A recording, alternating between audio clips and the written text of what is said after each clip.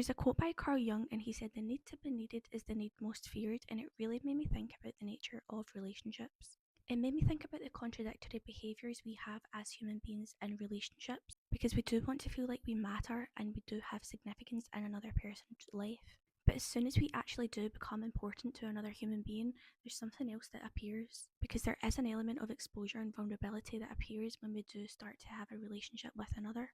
Because if someone actually needs you, you now have power to hurt them, to disappoint them, to leave them, and ultimately change their life. And if that feeling is mutual, then you now have to acknowledge that you actually need them too.